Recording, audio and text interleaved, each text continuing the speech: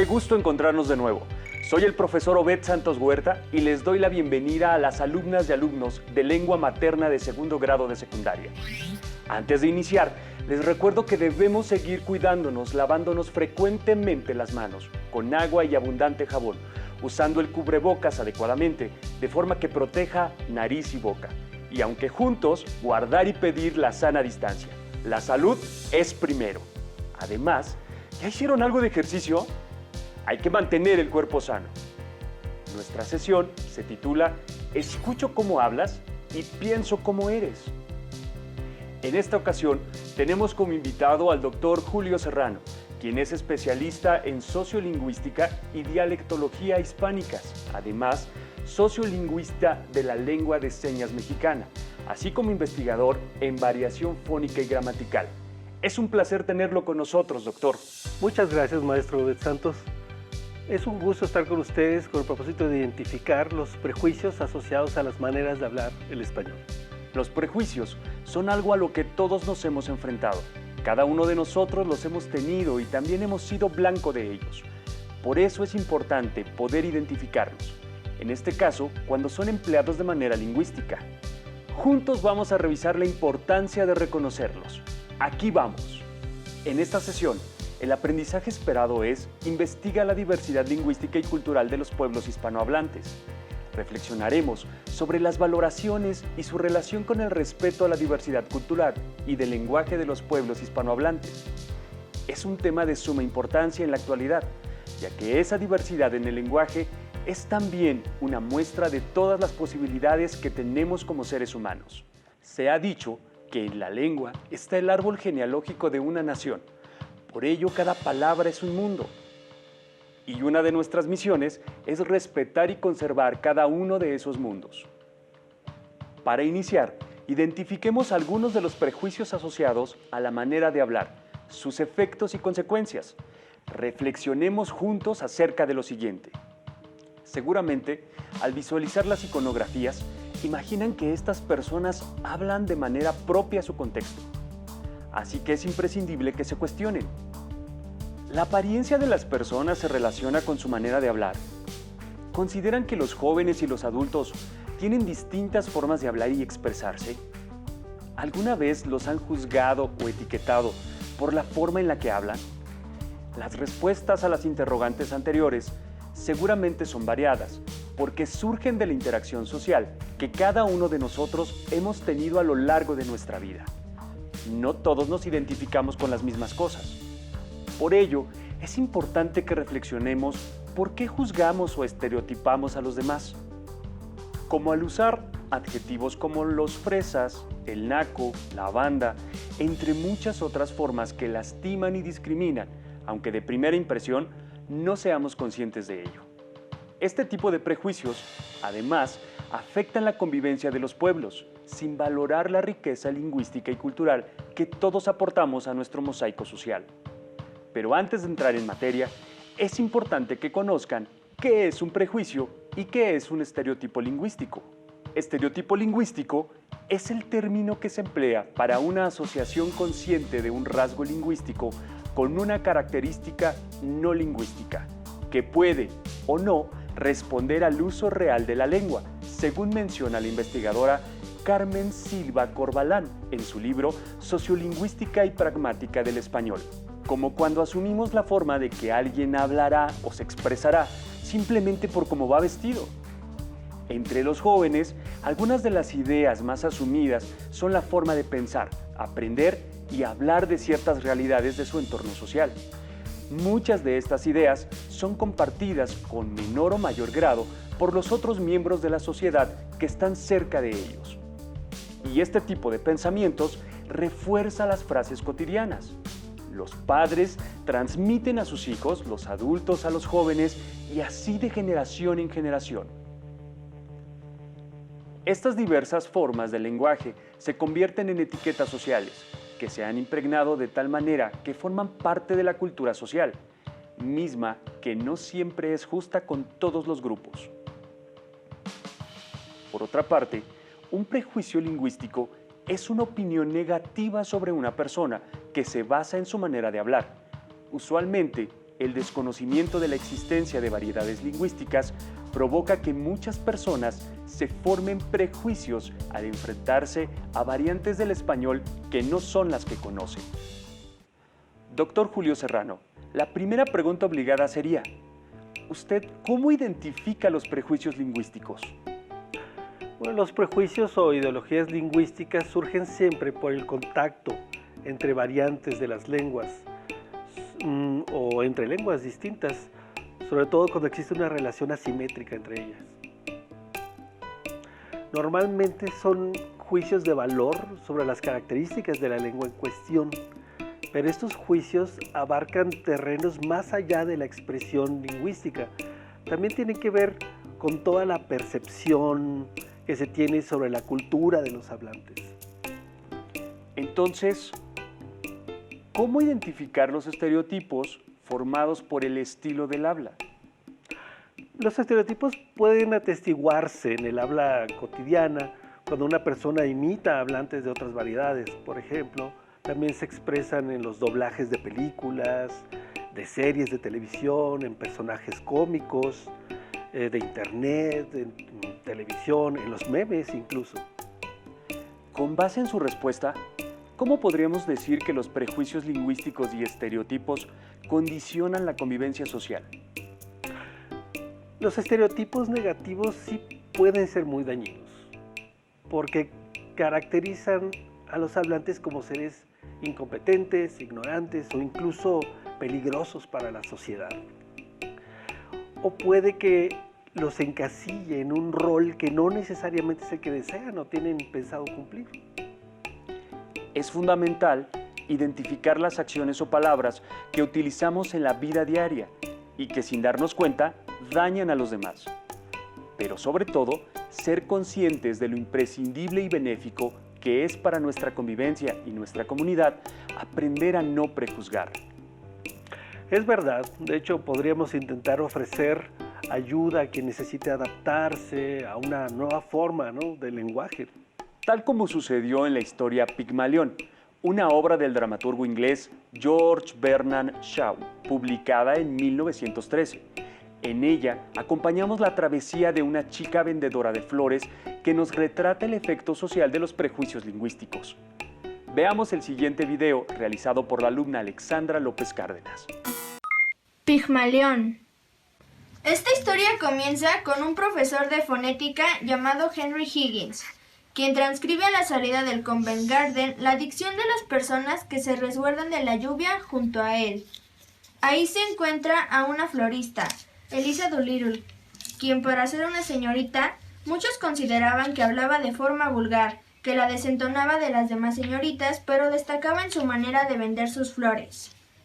Ella la mira extrañada, preguntándose por sus anotaciones, a lo que él le explica en qué consiste su trabajo. En el mismo sitio se encuentra una señora bastante refinada, la señora Ainsford Hale, junto con su hijo Frederick. Cuando la lluvia termina, cada uno se va por su lado. Higgins decide realizar una apuesta con su amigo el coronel Pirrain, afirmando que a pesar del gran y tan extenso vulgar hablar de Eliza, podría convertirla en una dama en el término de 6 meses. Eliza comienza a tomar clases de dicción y Higgins decide instruirla. Esto para comenzar a corregirla lo más pronto posible, aunque ella no estaba muy segura en ese momento. ¡Híjole! ¿Estás seguro de que llegaré a ser de una de esas muchachitas? Mejor me jalo pa'l tianguis. No, debes comenzar con tus clases. Confío en ti. Lo lograrás. Después de algunas clases infructuosas, Higgins logra convertir a Eliza en una hermosa mujer que dejó a todos con la boca abierta. Su cambio fue sorprendente y ya no quedaba rastro de aquella muchacha que alguna vez fue, logrando gran aceptación por parte de la sociedad que la subestimó tanto. El día en que ella se gradúa, después de ir a la ópera y hablar con todos, Higgins, Pirrain y Eliza vuelven cansados a su hogar.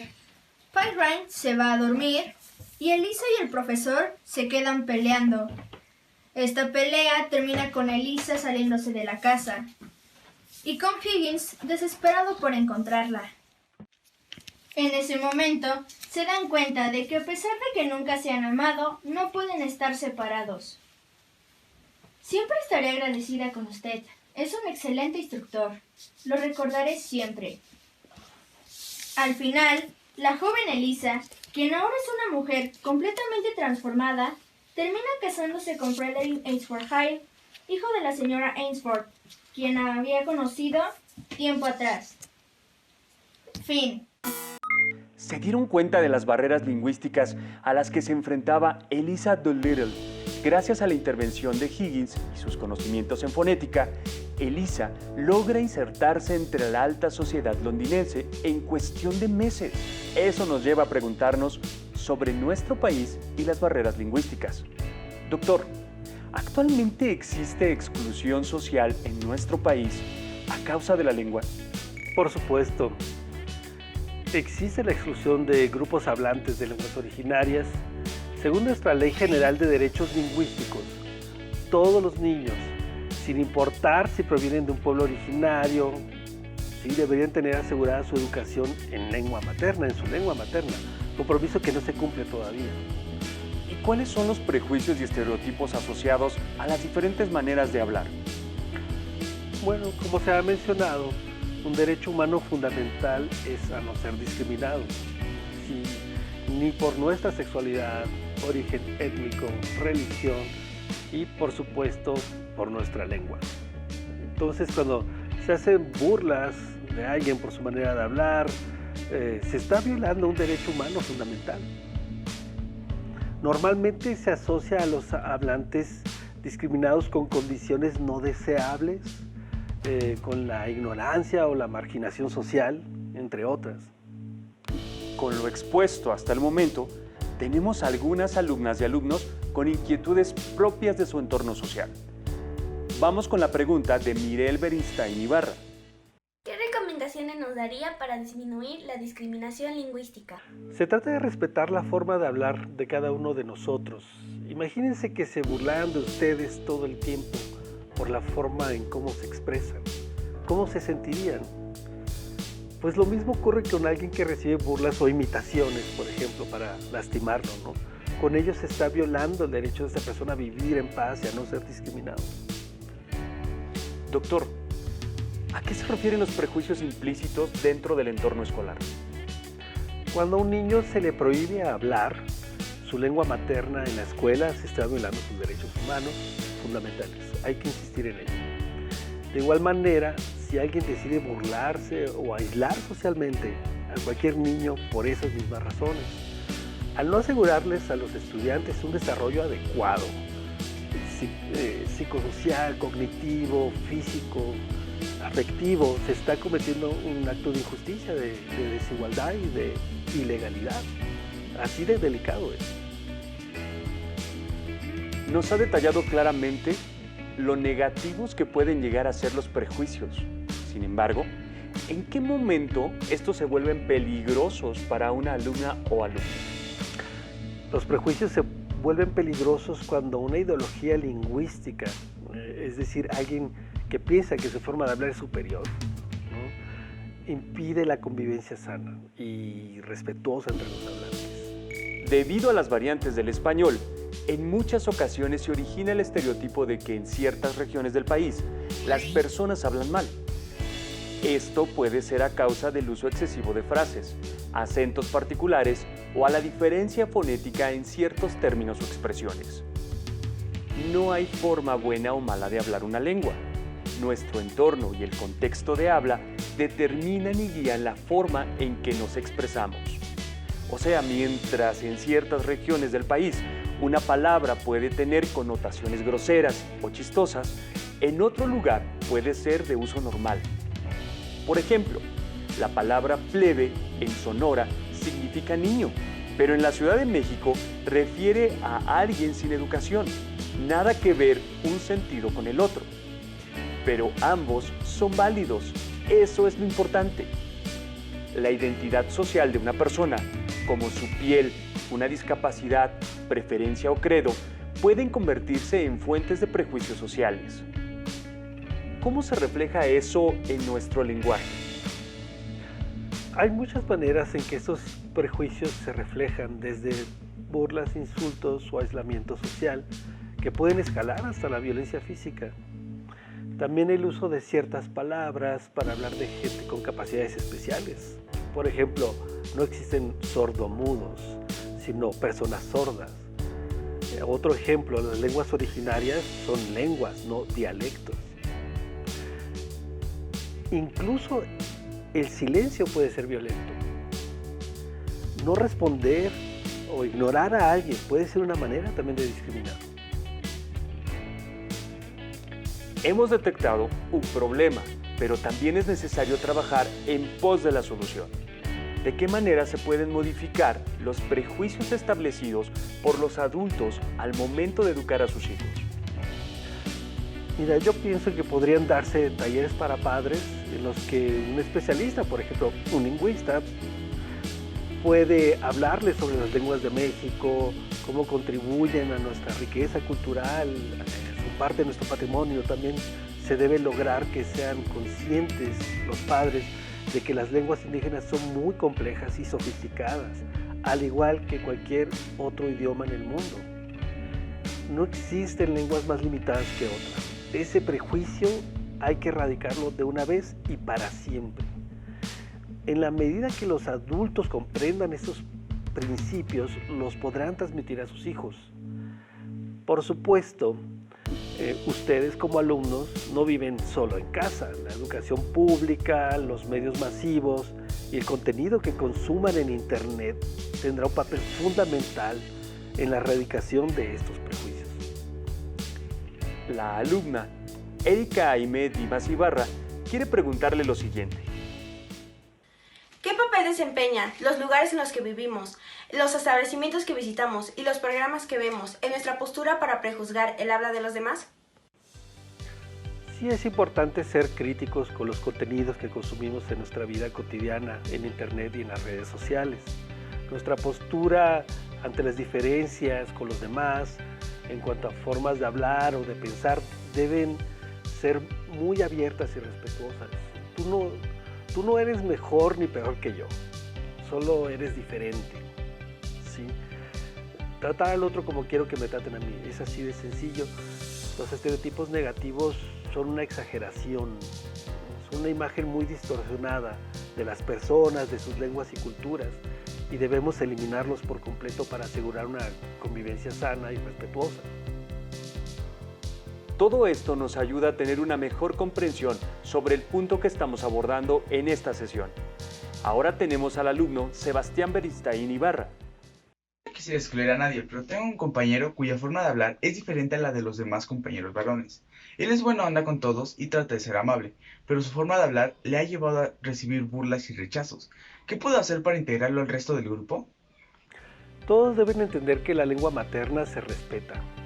No hay lenguas mejores ni peores que otras, solo hay lenguas o variedades diferentes. Cuando se entiende esto, ¿no? Y cuando exista la voluntad de ponerse en los zapatos del otro, de ser empáticos, se empezará a integrar a los alumnos con lenguas o variedades de habla distintas. Ojo, también existe un proceso por lo general inconsciente que se llama acomodación lingüística, que es más fácil que ocurra entre la niñez y los 14 años. Y este proceso hará que esa persona acomode su habla cada vez más a la de la comunidad a la que llega. Entonces, el individuo cambiará su forma de hablar debido a la interacción, pero el grupo que lo recibe también debe respetar las formas de expresión originales de este chico. Escuchemos la pregunta de la alumna Almanelis Rafael Joaquín. Soy de origen étnico y vine a la ciudad junto con mis padres en busca de nuevas oportunidades para mí, pero lo único que he obtenido de las personas son malos tratos y humillaciones por mi forma de hablar el español, cuando mi lengua materna es el ñañú. Vine en busca de nuevas oportunidades, pero las personas no me dan esa oportunidad. Tema gallete, painda, hangagi, labún. Lo que realmente quiero decir es qué puedo hacer para que la gente ya no me mire así. Tú tienes el derecho a hablar tu lengua materna y a que se respete tu forma de hablar también el español. Los que deben modificar su conducta son tus compañeros y tus profesores, no tú. De hecho, tu bilingüismo, ¿no?, que es esa maravillosa capacidad de hablar dos lenguas, te da ciertas ventajas cognitivas que los que solo hablan español no tienen. Esa es una realidad. Con el tiempo vas a ir perfeccionando tu dominio del español. Tú sigue interactuando con libertad y por favor, tampoco dejes de hablar tu lengua materna con tus padres y en tu comunidad. Cuando un compañero se burla de ti, está violando un derecho humano fundamental. Esas prácticas deben erradicarse por completo del salón de clases. Y es una tarea fundamental del profesor que haga todo lo posible por señalar lo dañino que es la discriminación lingüística. Ahora que ya hemos analizado diferentes problemáticas planteadas en la vida cotidiana y que han sido abordadas por nuestro invitado, les proponemos un reto. Piensen en prejuicios y estereotipos lingüísticos vinculados con las diferentes formas de hablar español y reflexionen en torno a las alternativas para evitar estos modelos. Recuerden que hay que fomentar el respeto a la diversidad lingüística y cultural de las comunidades y pueblos hispanohablantes. Registren sus conclusiones y compártanlas con sus familiares y amigos. Quizá ellos tengan algo extra que aportarles. Otra observación por considerar respecto a las variantes de la lengua es que ésta se encuentra en un cambio constante. Por ejemplo, si se comparan las diferencias entre el habla de los jóvenes y la de los adultos mayores, notaremos esas diferencias claramente. Lo mismo si escuchamos a alguien de alguna región del sur en comparación a alguien del norte. En efecto, la capacidad de acoplamiento y variación que tiene la lengua es una de sus características más especiales y valiosas. Escuchemos lo siguiente. Acá en Monterrey, Nuevo León, las huerquillas, los huerquillos, como todos los del norte, pues hablamos bien curado, la verdad. Y eso, pues es orgullo. Creo que cada parte del país de México tiene su propia forma de hablar, pero ya es una manera, una tradición que no nos la van a quitar. Me da vergüenza cuando estoy en la escuela y escucho que se ríen porque no puedo pronunciar bien el español. No es mi culpa. Y me quiero entregar, pero me rechazan. Como se pudieron dar cuenta, las particularidades de la lengua en una determinada zona geográfica dependen de estas variaciones. Y estas variaciones son perceptibles por los hablantes al escuchar cómo se expresa alguien que no es de su misma región. Las personas de una comunidad suelen usar una misma variante del español. No obstante, cada persona adaptará esa variante a sus características, como la edad, la profesión e incluso el género. Sin embargo, no debemos creer que las personas con ciertas características deben hablar de una única forma. El habla es una expresión individual y al usarla, el hablante se adecua al contexto en el que se encuentra. Les proponemos un reto para esta sesión. Consiste en realizar un cuadro como el siguiente. En el cuadro registrarán algunas palabras que identifiquen como producto de una variante regional del uso de la lengua. Cada una de las palabras que hayan seleccionado las colocarán en la primera columna. Después, su misión será entrevistar a sus padres, tutores, abuelos o amigos con las preguntas ubicadas en los siguientes recuadros. De esta manera, tendremos una muestra de aquellas palabras que son conocidas por diversas personas y otras que a lo mejor solo son comprendidas en ciertos contextos. Seguramente, las respuestas serán tan diversas como el entorno, la cultura y sobre todo la lengua. Como lo hemos mencionado, cada palabra es un mundo. Recuerden que el aprendizaje esperado de esta sesión fue investiga sobre la diversidad lingüística y cultural de los pueblos hispanohablantes, con el propósito de identificar prejuicios asociados a las maneras de hablar el español. Doctor Julio Serrano, una vez más, muchas gracias por compartir con nosotros su tiempo y conocimiento. les exhorto a que reconozcamos y valoremos la diversidad lingüística y cultural de nuestro país. De esta manera, contribuiremos a no generar prejuicios. Evitemos la discriminación que tanto daño ha causado, no solo en nuestra sociedad, sino en el mundo entero. Les invito a complementar su aprendizaje consultando su libro de texto de Lengua Materna 2, realizando las actividades sugeridas. También pueden acudir a materiales extra relacionados con nuestro tema. Gracias por compartir con nosotros esta sesión de Lengua Materna 2, en la que hemos hablado de escucho cómo hablas y pienso cómo eres.